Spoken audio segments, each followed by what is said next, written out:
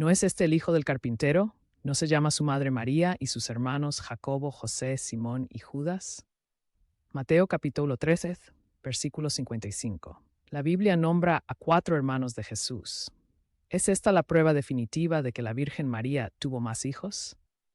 Hoy, un sacerdote católico y un pastor evangélico entran en el debate más profundo, versículo por versículo, sobre la familia de Jesús. Hola a todos y bienvenidos a una edición muy especial y extendida. Hoy vamos a desglosar una de las diferencias más conocidas entre católicos y protestantes.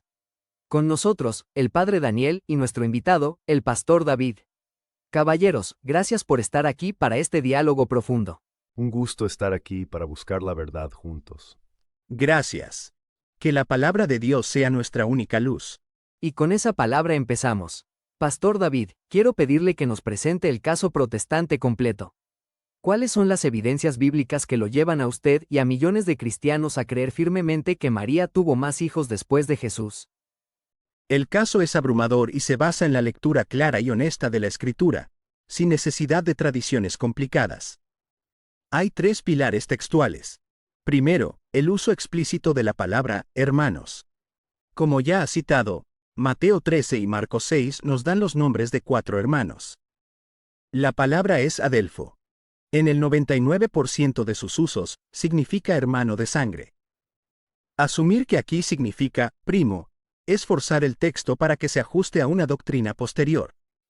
Segundo, el título de Jesús como Hijo primogénito, en Lucas 2:7. La palabra primero, lógicamente implica que hubo un segundo. Y tercero, Mateo 1:25 de la mañana dice que José no la conoció hasta que dio a luz a un hijo. La palabra hasta claramente sugiere que la abstinencia terminó después. Juntos, estos textos pintan un cuadro claro. María y José tuvieron una familia normal con varios hijos, lo cual es una bendición. Gracias, pastor. Un caso basado en 3 puntos textuales claros. Padre Daniel, ¿cómo responde la Iglesia Católica a estas 3 pruebas bíblicas? Agradezco al pastor por plantearlo también, porque nos permite ir punto por punto. Sobre la palabra hermanos, como ya hemos visto, el uso de adelfos en el contexto semítico era mucho más amplio. La Biblia misma lo prueba con Abraham y Lot, que eran tío y sobrino, y se llamaban hermanos. Sobre el primogénito, es un título legal judío para el primer varón que abre el vientre, y se le aplicaba independientemente de si venían más hijos o no. Y sobre la palabra hasta, la Biblia la usa a menudo sin que implique un cambio después. En 2 Samuel 6 dice que Mical no tuvo hijos hasta el día de su muerte. Obviamente, no los tuvo después. El propósito de Mateo era proteger la verdad de la concepción virginal, no narrar la vida íntima posterior de María y José. Pastor, el padre responde a los 3 puntos con argumentos de contexto lingüístico y cultural. Y con todo respeto, eso es lo que considero gimnasia teológica. Se necesitan 3 explicaciones complejas para evitar la conclusión simple y directa que cualquier lector normal sacaría del texto. La carga de la prueba recae sobre quien contradice el significado llano de las palabras. Padre, más allá de refutar estos textos, ¿hay evidencia positiva en la Biblia que nos ayude a resolver este enigma? Sí, y es abrumadora cuando leemos la Biblia como un todo coherente. Empecemos por un trabajo de detective en los mismos evangelios.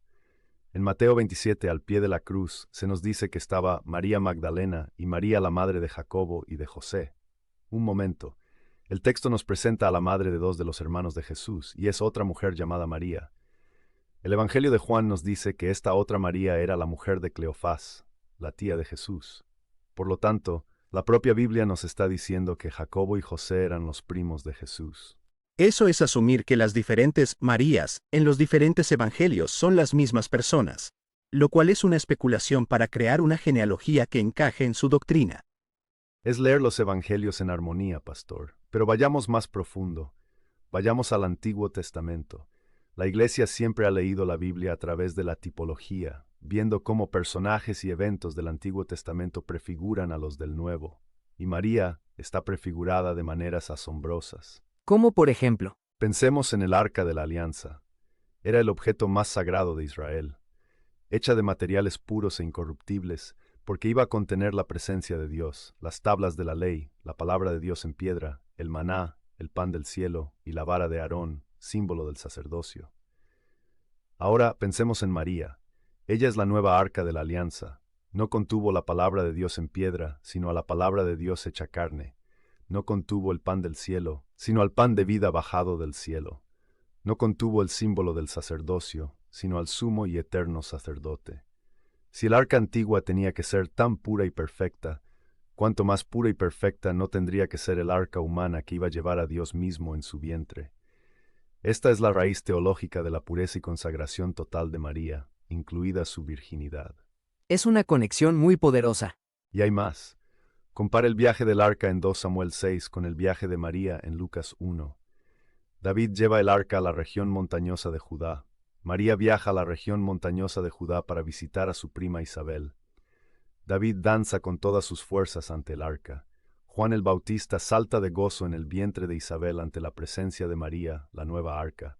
El arca permanece en la casa de Obed-edom durante 3 meses.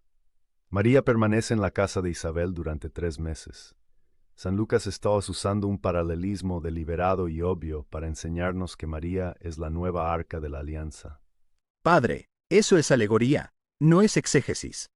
Usted está viendo cosas que no están ahí. Eso no es lo que el texto dice. Yo me quedo con el texto claro, no con estas conexiones simbólicas imaginarias. Con respeto, pastor, la tipología no es imaginación, es el método que los propios apóstoles usaron para interpretar el Antiguo Testamento a la luz de Cristo. Pero vayamos al argumento final, el más humano y quizás el más definitivo. Volvamos a la cruz, a Juan 19. El momento en que Jesús le entrega a su madre a Juan. Exactamente. Si María hubiera tenido otros 4 hijos, la ley y la costumbre judía eran absolutas. Ellos, no Juan, tenían el deber sagrado de cuidarla. El acto de Jesús sería un profundo insulto para ellos. Este acto solo tiene sentido si María no tenía otros hijos. Jesús, en su último aliento, se asegura de que su madre viuda y sin otros hijos no se quede sola. Y no solo eso, se la entrega a Juan, y en Juan, a toda la iglesia, como nuestra madre espiritual. Pastor, ¿su respuesta a la escena de la cruz? Bueno, la Biblia dice que sus hermanos no creían en él en ese momento.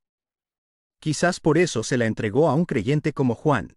Pero la obligación familiar no dependía de la fe, era un deber cultural y legal ineludible. Y la estocada final a la idea de que María tuvo otros hijos viene de la historia. No es un debate nuevo. En el año 383, un hombre llamado Elvidio hizo exactamente los mismos argumentos que usted, pastor, ha presentado hoy. Y uno de los más grandes eruditos bíblicos de todos los tiempos, San Jerónimo, el que tradujo la Biblia al latín, le escribió un tratado entero contra Elvidio, refutando punto por punto cada uno de estos argumentos. Este debate se resolvió teológicamente hace más de 1600 años. Y la creencia en la virginidad perpetua de María fue la creencia unánime no solo de la Iglesia primitiva, sino también de los primeros grandes reformadores, Lutero, Calvino y Zwinglio. Una historia muy profunda. Padre, pastor, hemos llegado al final.